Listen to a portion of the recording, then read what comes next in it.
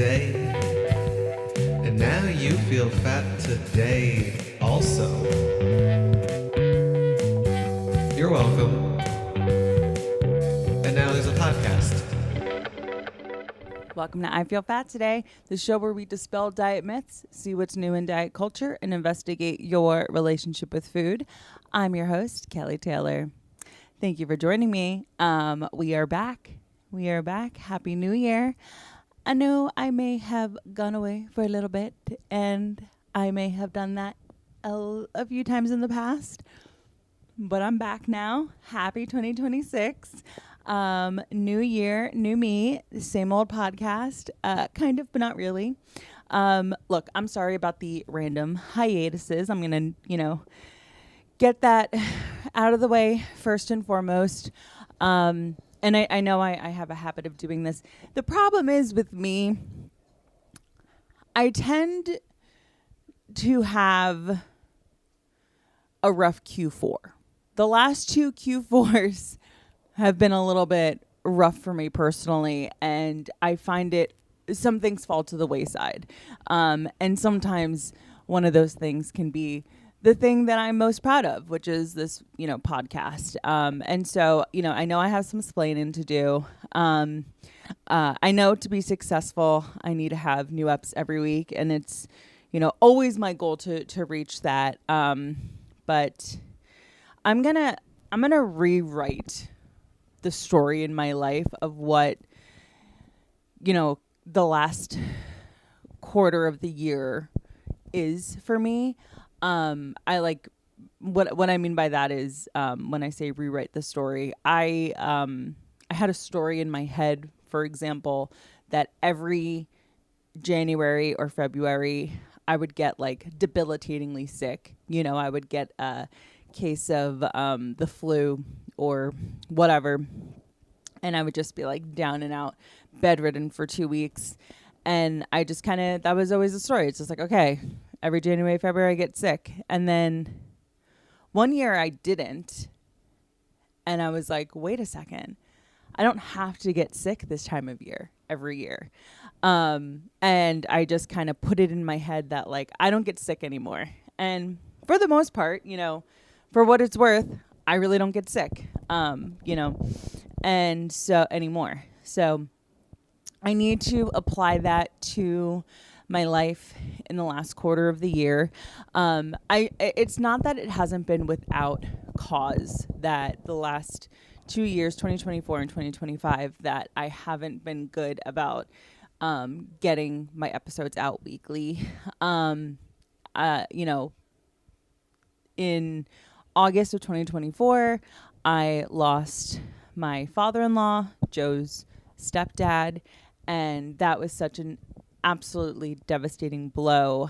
And I put out the episodes that I had banked already, put out one final, gonna be taking a break kind of episode, and then eventually came back. I think we ended up coming back in, kind of like this first week of 2025. And then this past year, again, in August, actually the day before the 1-year anniversary of my father-in-law passing away, my best friend's mom passed away suddenly. And so it was like reliving that again. And obviously the pain any pain I felt during that time when she passed, was not mine in the way that it was obviously my friend's pain, or even, Joe's pain when his dad died. But it was just kind of something that knocked me off my axis. I really went into like a drop everything mode to be there for my friend. And at the same time, my grandmother got sick and, had to kind of go and not be in New York and be in New Jersey to be with my family for whatever that's worth. My cat Babastis was diagnosed with cancer during that time. I think a few weeks before August, and he subsequently passed in October. So with all those things happening, it just, the depression, the anxiety, just everything to get back to recording, it wasn't in the cards. But I'm here now. I'm back. And I am excited. I'm excited for what, 2026 has to bring. Knock on wood, obviously, but I feel good about this year. And I cringe every time I say that because I remember going into 2020 thinking like, new decade, we're here, we're going to do it. And then 2020 was what 2020 was. So, I think ever since that, there's like this collective traumatization where we all kind of are like, this is our year, pandemic depending or whatever, outside forces depending. And so, but yeah, we're back and I'm excited to connect. I have, in this last few months, have had really great opportunities where I've been able to kind of get in front of more people and, get eyes on the pod. And it's a shame I wasn't getting episodes out during that time because you lose traction. And I'm determined for that to not happen in 2026. And I have gone through in my hiatus and recorded some episodes, so I do have a bit of a bank so that, should my schedule get thrown off in the new year, I hopefully am not in a position where an episode doesn't come out. But yeah, and unless otherwise stated, episodes every Friday. I don't think I'm going to be changing the release date during the week anytime soon. Maybe if, I find that it's better for the algorithm, the almighty algorithm, to change the day that these episodes drop. But I Feel Fat Today Friday just feels right. So, okay. I do want to dedicate a little bit of time, not a ton of time, but a little bit of time to talking about my dear Babastis. Anybody that has listened to I Feel Fat Today or mostly watched on YouTube in any capacity knows that when I record in my apartment, there are two animals here. We have Finnegan and we have Babastis. And Babastis has passed away. He passed away on October 25th. And it was such an incredibly difficult day. For him, he was on gabapentin for a while after being diagnosed with mouth cancer. And it was an official diagnosis. We didn't run through getting the blood work done and everything because it would have been thousands. Well, we did blood work, but we didn't go through biopsying and all this stuff because it would have been thousands of dollars. He wasn't in a position health-wise between his FIV and his heart murmur and everything else that he had going on to even survive any kind of surgery. So the plan was, he has this mouth cancer. He, has this thing on his cheek inside that is bleeding and is uncomfortable for him. So let's put him on the pain medicine. And the vet was even surprised that Bubs lasted as long as he did on that gabapentin. It was I think maybe 3 months, and which is a long time.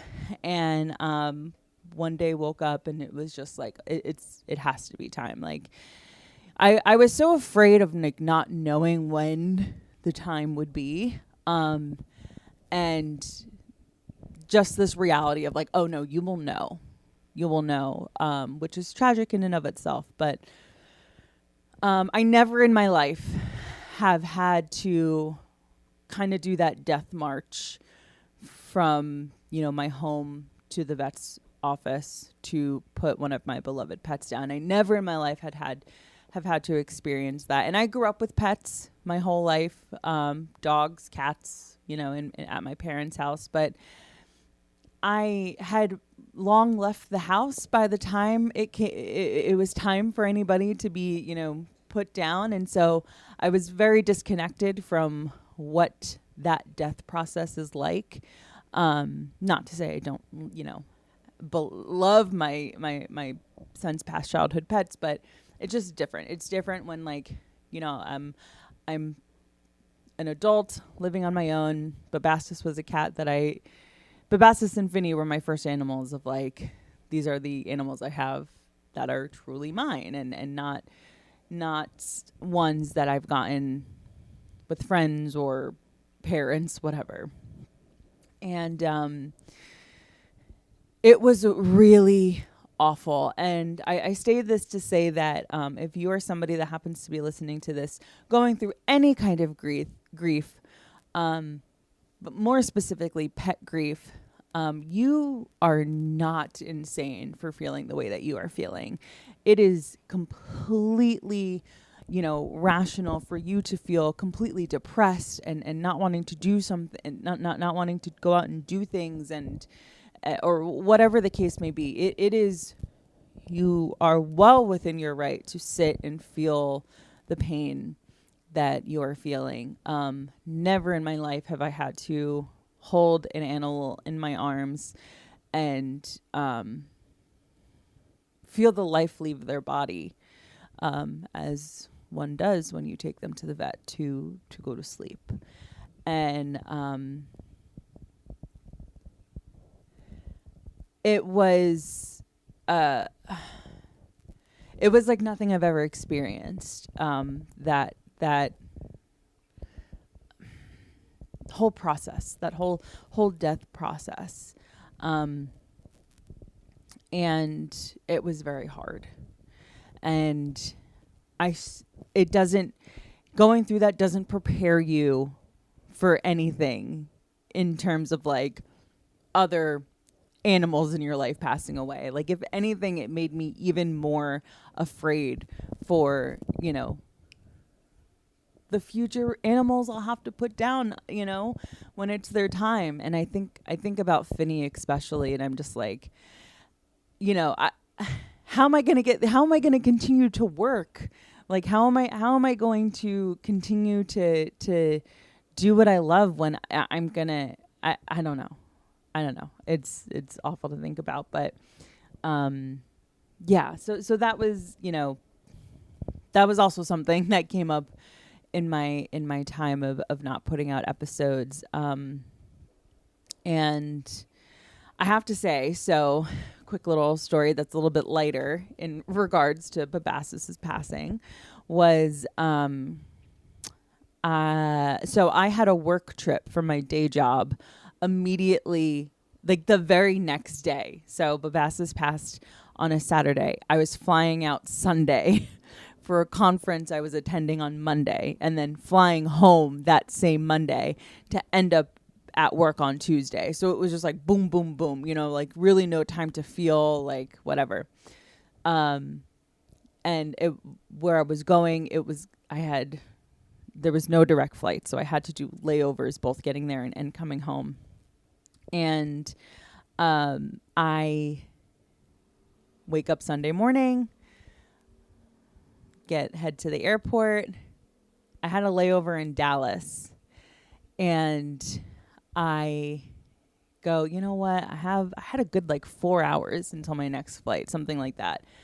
I'm like, let me just sit at, the TJI Fridays and the airport TJI Fridays, and have some lunch, have a glass of wine, and decompress, because I, my only job that Sunday was just to get to the city and where I had the conference on Monday. And so I sit down, and I'm probably sitting at the bar for 15 minutes before I look up and notice that there is a sticker right in front of me of a cat that looks just like Bubastis. Just like Bubastis. And it took my breath away. I couldn't believe it. I'll put the photo here so that you can see on the screen. But it was so, I felt him with me, and I felt it is going to be okay. And when I was in the vet's office, in the room where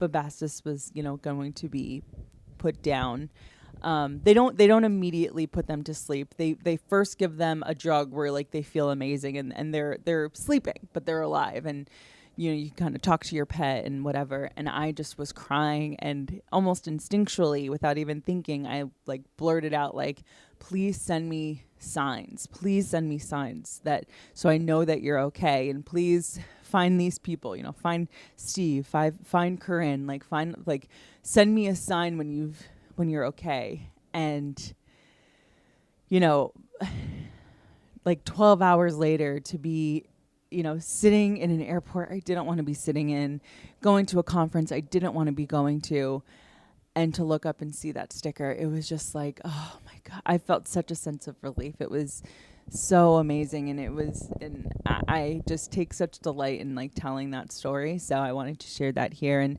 if you find yourself listening to this, I just want you to know that you are not alone in your grief, and what you're feeling is valid. I don't care if you lost an animal over a year ago and you still don't feel like you're right. You still don't feel like you're, handling things in the way that you should. It's okay and it's normal, and time really helps, and eventually you will get to a place where you feel better. And I didn't know how I would feel putting this, my stockings up for my Christmas decorations this year, and I still felt so happy to put Babassus' stocking up, even though he's not here. It was still something where he's not here physically, but he's here. So I wanted to share that. Okay.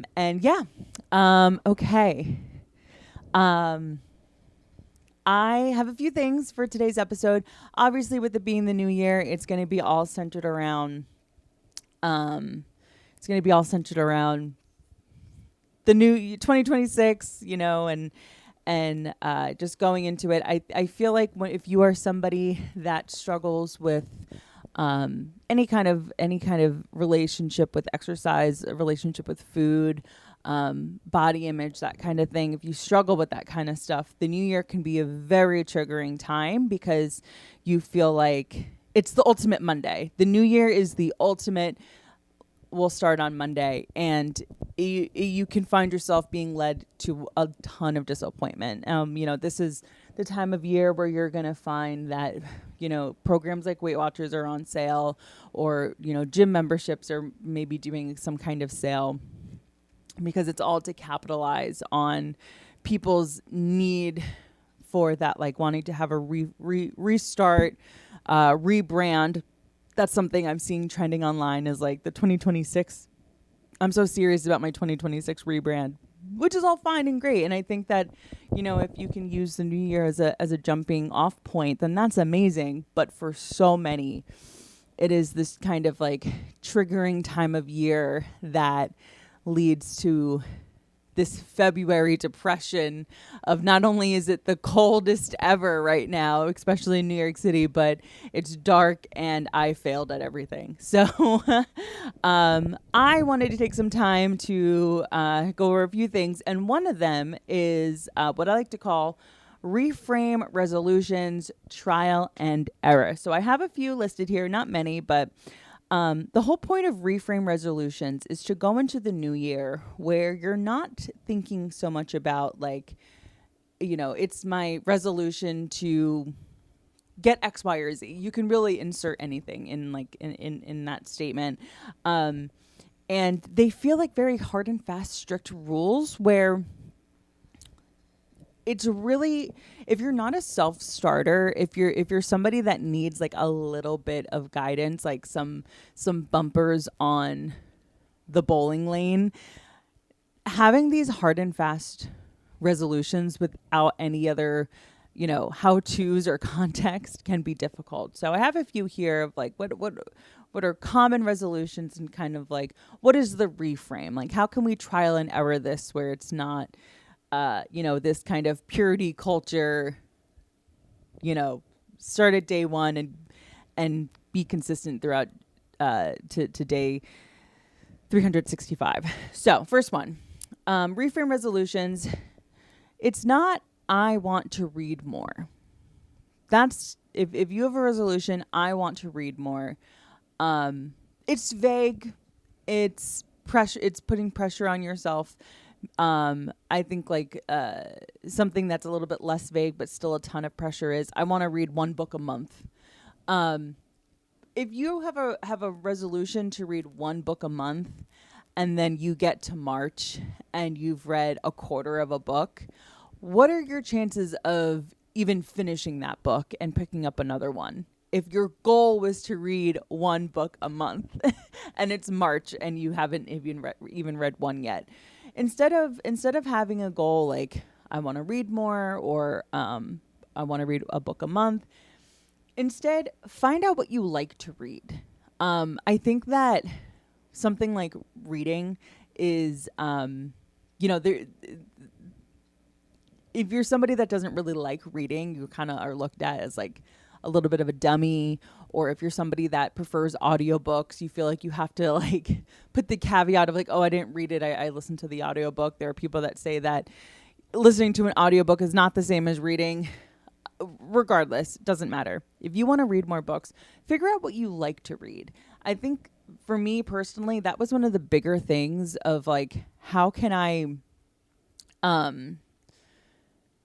read more if I don't know what I like to read? And it just so happened that they put a they opened a horror bookstore in my neighborhood. So I went and I checked it out, and I just was kind of like perusing and reading, the inside covers, and some of them looked interesting to me. So I thought, instead of buying like, $100 worth of books, let me see if I can find them at my library and go from there. And I realized I really love reading horror, and I've been ripping through books. Okay, that's a bit of an exaggeration. I've read one book thus far, but I'm excited for what others are to read, and I've been able to implement reading fiction books in my free time as opposed to watching TV or scrolling on TikTok. Not saying that those things are bad to scroll on your phone or watch TV, but it's nice to diversify their portfolio. So, reframe resolution, find out what you like to read in 2026. Don't put pressure on yourself. Okay, next one. I want to work out more. Again, vague. There's no bumpers on that bowling lane. What does that mean? Instead, find what type of movement works for you. Find out what you even like to do when it comes to working out. And then from there, you will be able to build on that, where each year it is not a fresh start, and I don't want to speak ad nauseum about my own relationship with exercise. Believe me, there will be plenty of time for that. But the thing that has helped me in being consistent with movement and feeling happy with the amount I am exercising is simply finding something that works for you. And if you think I hate working out, there isn't a single workout that I will find that I will enjoy. So that's not good advice. My sound advice is to start with stretching. Start with stretching because you'll feel so much better. First off, it's good for you to do that. And once you stretch and like you give your body the ability to relieve pain, you will find that you will have space for more intensive kind of working out. And maybe you don't even get to any kind of intensive working out. Maybe you end up just doing, 2 minutes of stretches in the morning and then taking the dog out for a 15-minute walk in the morning. And that is your movement practice. That is your workout regime for 2026. You will be able to build on that. And if you have the desire to do more, you'll be able to do more. Okay. Reframe resolution. Don't have the resolution, I want to find love. That was always one for me for many, many years before, being in the relationship I'm in now, where I was like, that my resolution is to find a boyfriend, is to find love. Instead, figure out what type of partner you want. Because let me tell you, sister, love isn't everything. Okay, you need to make sure that you have it down pat what kind of partner you want. Everything down to, you know, I can't have a partner that refuses to do the dishes or whatever, you know. Take that time to figure it out, because you will find somebody.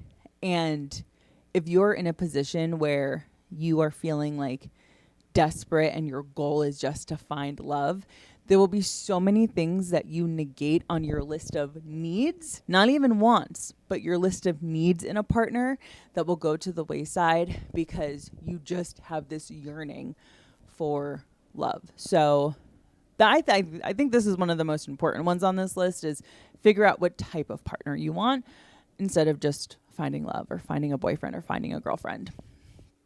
Okay, last one I have on here, because I feel like the list could go on forever when it comes to reframing resolutions, because there's all different kinds of resolutions. But the last one I have on here is I want to pay off debt. I think paying off debt is a wonderful resolution. It has been a resolution of mine for years, many years. It's continuing to be a resolution in 2026, or a goal in 2026. But again, I want to pay off debt, or I'm going to pay off my debt. I'm going to have zero debt is like vague and pressurized, and there's just no value in that.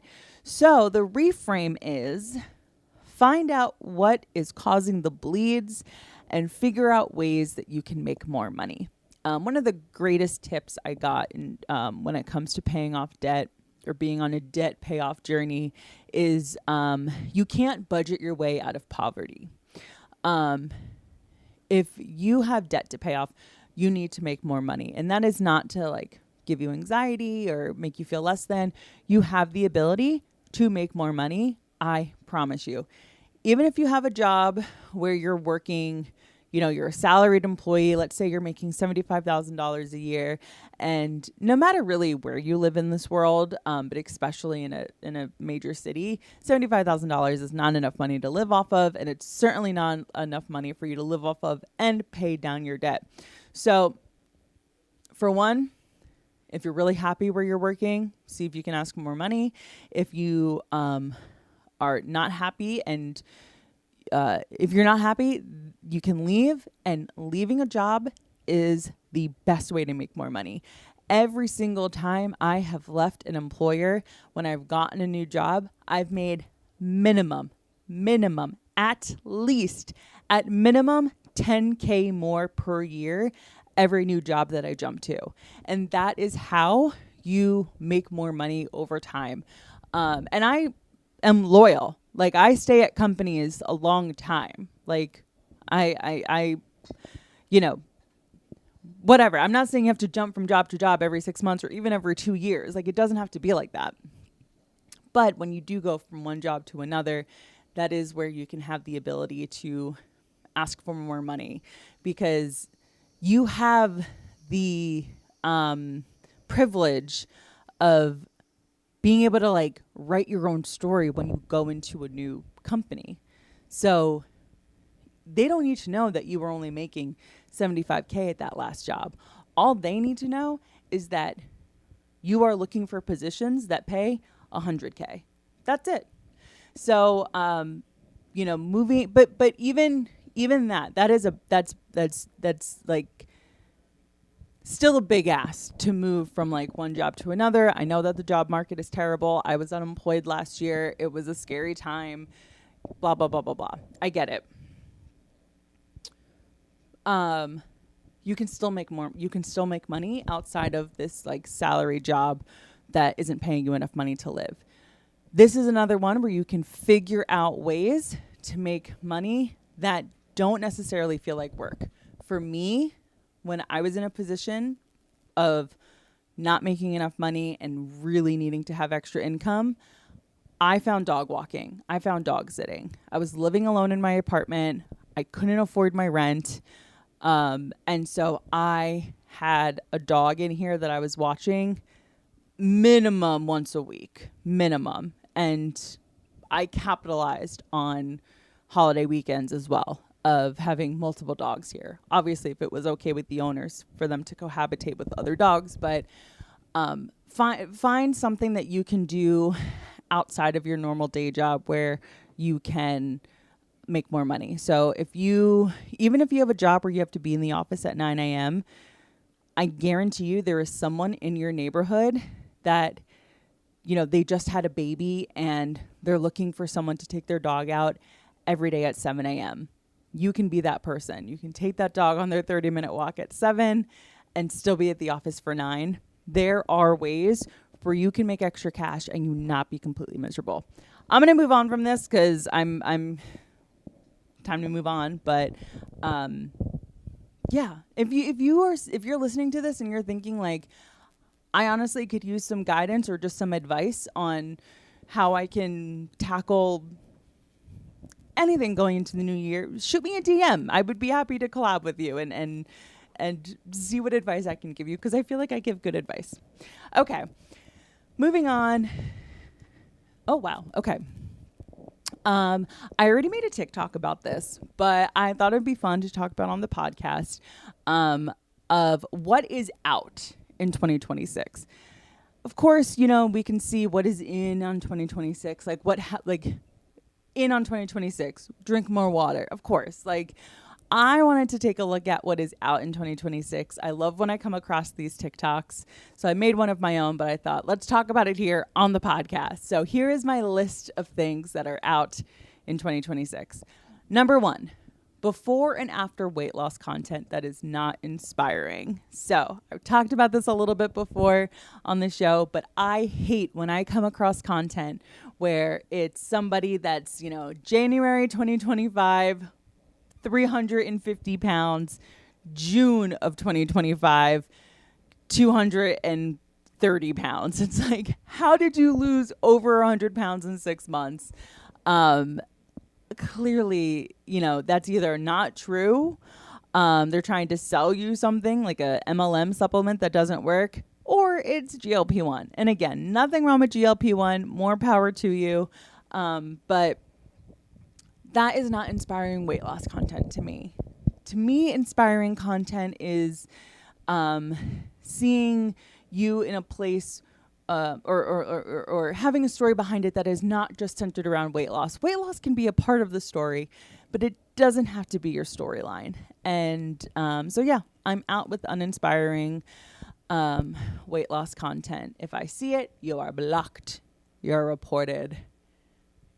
Realistically, I'm probably just going to scroll through and not like it and maybe mute you. But yeah, not for me. Okay, number 2, saying you are losing weight for your health. That is a very common thing where the naysayers of body neutrality and body positivity, the naysayers say, well, I'm losing weight for my health. Sure, I am not saying that obesity is not a comorbidity. Of course, there are things health-wise that obesity can exacerbate, and it would behoove you to lose weight so that those things don't happen, like high blood pressure, whatever, list goes on. There are many things that losing weight can help improve your health. The reason why I don't like anyone saying that they are losing weight for your health is the fact that losing weight does not equal healthy. There are plenty of ways where you can lose weight that result in losing health. I wasn't even a slip of the tongue. No, there are plenty of ways that you can lose weight that is completely unhealthy. And I think that if you want to lose weight, saying that you're doing it for your health is kind of a cop-out. Instead, I would prefer people say that they are on a health improvement journey or something. I don't want to police what people say, but for me, losing weight for your health is out because that's not exactly what it's rooted in. We live in a fat phobic society. Thin is in, Ozempic is king. I don't buy it that you're just losing weight for your health. Okay.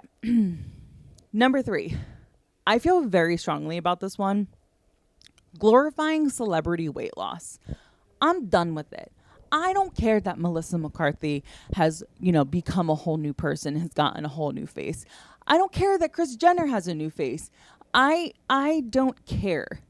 I don't give a damn that you lost a bunch of weight, even though whatever. It doesn't matter. It doesn't matter. The real reason why I am done glorifying celebrity weight loss is it has never been easier for a rich person to lose weight in the United States of America.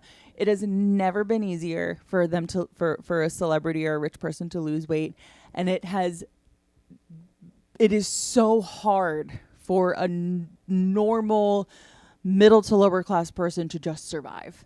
So when celebrities come out and they've lost a ton of weight, maybe they look amazing, maybe they look like a deflated balloon.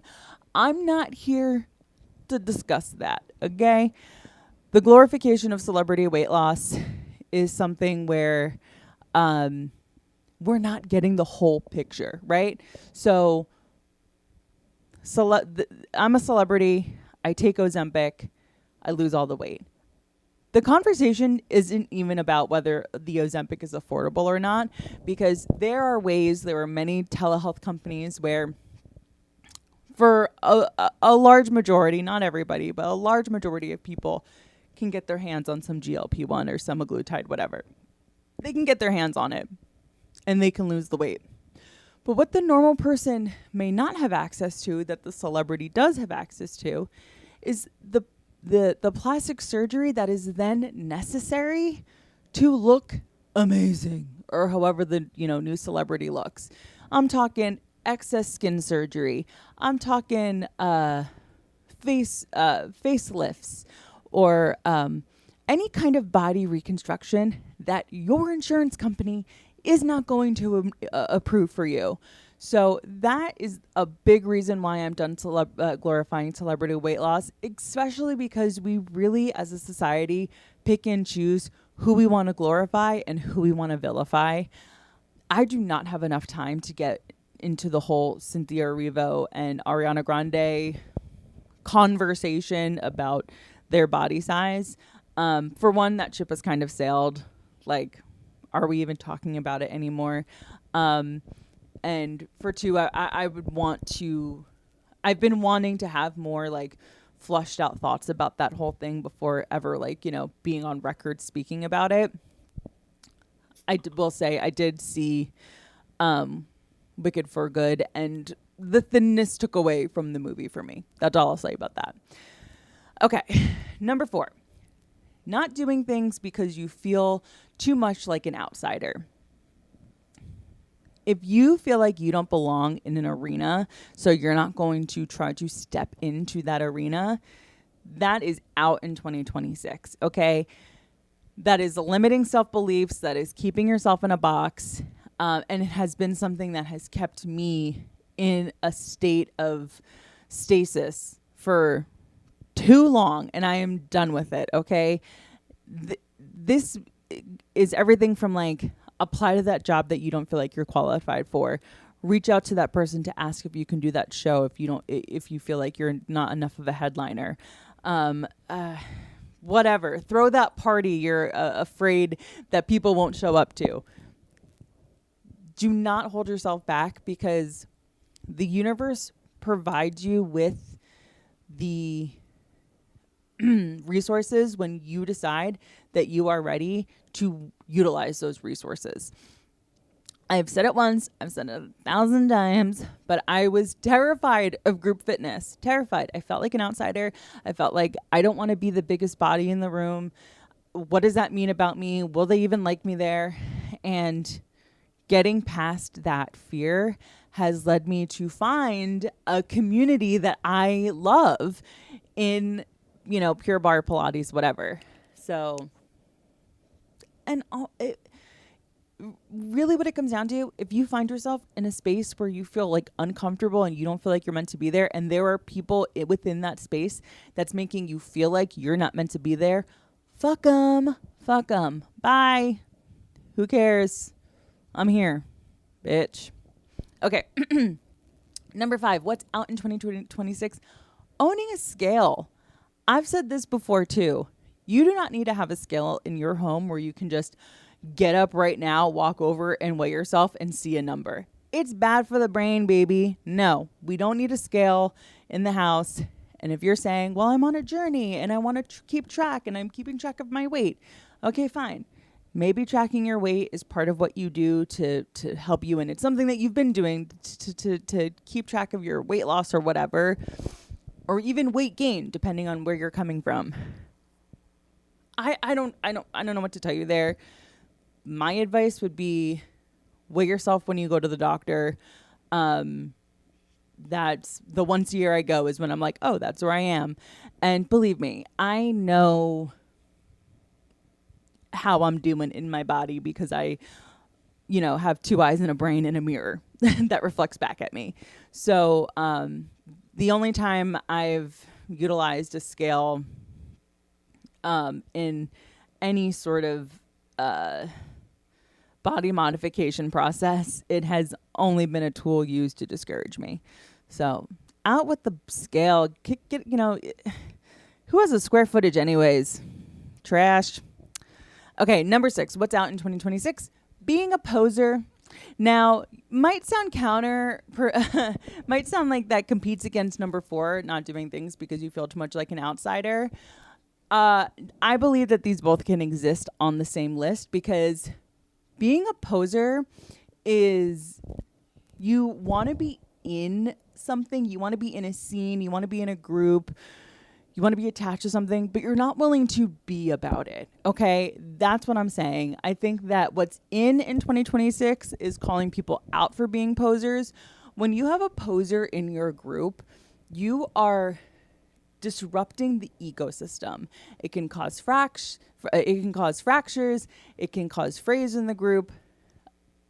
Being a poser in 2026 is out because it's not authentic. You're trying on a face that doesn't work for you, and I don't like it. And honestly, you'll probably hear more on that from me in this year because I feel very strongly about it. Okay, number 7. Not sticking to your agenda because you don't feel like doing something. I am so guilty of this. I will have my agenda written out for the next day, and then I don't wake up early enough to do what I got to do or whatever. I'm a human being. These things are going to happen. But the reason why I want to have it be an out for this coming year is because I end up getting done what I need to get done for the most part, but it's always under duress. And I am sick and tired of operating under duress. And there is so much I want to accomplish. There is so much I want to be about so that I'm not a poser. And I can't do that if I don't stick to my schedule. This idea of, oh, I can do it tomorrow, whatever. Yeah, sure, you can do it tomorrow. But then tomorrow comes and you're like, God damn, I waited till the last minute again.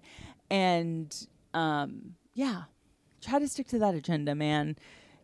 Rewrite the story that you're a last minute kind of person. That's, I know pressure makes a diamond, but there are ways that you can feel pressure without it feeling like there is a gun to your head. Okay. Number 8, keeping anything in your closet that doesn't fit or you don't love out this year. Guys, if you're listening to this on Friday, June 2nd, clean out your closet this weekend. For me, the new year doesn't really start until whatever the following Monday is. So that would be, in this case, Monday the 5th? New year starts on the 5th. Whatever. Deadlines are arbitrary, universally, really. So you get rid, if there is nothing in your closet, if there is something in your closet that you wouldn't put on and want to walk down the street, weather depending, obviously, it's got to go because your closet is like a portal. And if you have a ton of junk in your portal, it's like having tartar on your teeth. You wouldn't leave your house with muck on your teeth and grossness on your teeth. You would take your toothbrush and you would scrub that shit so that you go into the world and people aren't like, why does she have fucking muck on her teeth? No. Same thing with your closet. Go in there. I understand keepsake articles of clothing. You can, of course, keep your Sweet 16 dress. You can, of course, keep that memento, high school hoodie or whatever. Like, keep those in the back of your closet. But if every other article of clothing is something where you're like, why do I even own this? But I think I might need this. Or if I lost 5 pounds, it would fit perfectly. It's got to go. Because then guess what? You get to buy more clothes. It's like, you're thinking like, Kelly, I'm on a budget. I'm trying to do a no buy, whatever. There's secondhand stores. There, hit up Buffalo Exchange, hit up Depop. Like, you get that excess energy out of there. It's plaque, it's tartar, it's bad. Get it out. Okay, number 9, isolating. Isolating is out in 2026. Now, I am an introvert. I prefer being at home. I need to be alone to recharge my batteries, reset, feel like a person again so that I'm not actively disassociating when I'm out in the world. Having said that, you are like a hair away from total isolation and finding yourself in a depressive episode where you're not showering when you're built like that. And I'm just speaking from experience. So what do I say when I say isolating is out? If you have a night where you want to be in and you don't want to bother with people, it's Friday night and you're like, oh, I should really go out on a Friday night, this is ridiculous, but really in your heart of hearts you want to stay in, there are just a few things you can do so that you don't feel like you're in this depressive whatever. First thing is send someone a text checking in on how they're doing, or call your grandma. If you're lucky enough where your grandma or your mom or your parents are still alive and you have the ability to call them, unless of course you're doing some no contact thing, obviously respect that. Don't bean soup me. Give them a ring. And if you're like, oh, every time I call my grandma, I'm on the phone for an hour, whatever, tell yourself, I'm going into this for 15 minutes. Maybe you can give your grandma a call and be like, oh, I'm just getting ready to head out. And so, I just wanted to check in and say hi. And that way you're kind of setting at the top of the call, bitch, I'm going to give you 15 minutes. Do that, because that little bit of connection, like, it's almost like stretching for your brain, of like telling your brain that, like, yes, I'm staying in tonight, but like I still am a person of the world that has connections. The other thing that if you're like, I need 48 hours to just be in my apartment and like not talk to anybody and like barely leave the house, I understand that like weekends like that can be chicken soup for the soul as well. It is imperative that when you do that, you journal at least a little bit, even if you're just like writing down fragmented thoughts of like what might be upsetting you or what you want to achieve. Doing that kind of like reflecting and journaling is productive when you're in an isolating phase. When I say isolating is out in 2026, I'm talking about we're not just holing up and doom scrolling and like binging Housewives, which kind of sounds like a perfect weekend, but you kind of leave feeling a little bit icky and like, ugh. No, I'm not saying we need to be productive 100%, but help yourself, like if you're going to be isolating, fine. Lay out your outfit for the next day, put out your clothes to hit that Pilates class or do that morning walk so that, you can have your reset time and then hit the ground running the next day. Okay, coming towards the end of this list. Number 10, sacrificing your life for optimal shareholder value. What do I mean by this? I am a creative with the day job. And I am very grateful for my day job. I actually really like my day job. It's actually the first job I've had in maybe my entire career where I feel both compensated for the work that I do and I like the people around me that I work with. And so this is like no shade to my job. I quite frankly love my job. But there are times where I will sacrifice my creative pursuits because I want to do a good job at my day job. And, you know, if you're an artist in any way, I found with artists that artists are very hardworking people. And whether that's, you know, you're working hard at your craft or you're working hard at the thing that like keeps a roof over your head, you're still putting in so much effort. So I, for example, if it's like a Wednesday night and I don't have an acting class to get to, or a show that I'm booked on, or a podcast recording scheduled, and it's just on my own to like go out and maybe like do open mics, I am somebody that will stay late at my day job to get done what I need to get done, because I work hard at the things that I do. It's just kind of how I'm wired. It's how I'm built. So,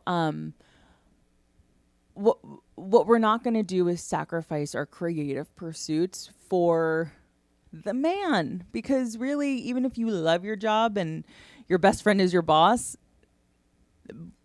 making money for other people is making money for the man. And that's not to demonize the people that employ you, because they're great in most cases. For me specifically, they're great. And so if you are paid a salary and that salary requires you to work 40 hours a week, work 40 hours a week. And maybe that means, you know, wake up a little bit earlier so that you start at 9 so that you can end at 5 or 5:30, whatever the case is. I, for myself, find that when I have a really busy day, I want to like kind of disassociate on my phone for some time. And it's like, yeah, I can do that, but I am then cutting into the time that is meant for me to, you know, get on stage or write or record or take an improv class, whatever the case may be. So just something to consider. Okay. And then number 11, most importantly, what is out in 2026 is not subscribing to the podcast I Feel Fat Today on YouTube. You know where to find us. I Feel Fat Today on YouTube. We have full video episodes there every week, every Friday, LOL. And yeah, subscribe to us there. Follow us on Apple Podcast. Follow us on Spotify. Please interact. Follow us on Instagram. You know, we're trying to do big things here. I'm working on we've had great guests in the past, and I'm working on an even better roster for the future. And listener support is what keeps this whole thing going. Just your vibes and your likes. And yeah, that's it. That's the show. I hope you liked it. We're back, baby. We are back. What is in 2026 is being back, recording, putting out content. And I just hope that this show connects with people. If you find that this show connects with you, you know, not only is a comment on YouTube or a 5-star rating on Apple Podcasts or Spotify or whatever, not only does it help there, but even just sending me a DM being like, hey, caught your pod, really like it, whatever. I love it. I love it. I would love to know your thoughts. Just don't be mean. Okay, that's it. This feels good. I'm glad we got this recorded. I hope you liked it, and we'll talk to you next Friday. Bye.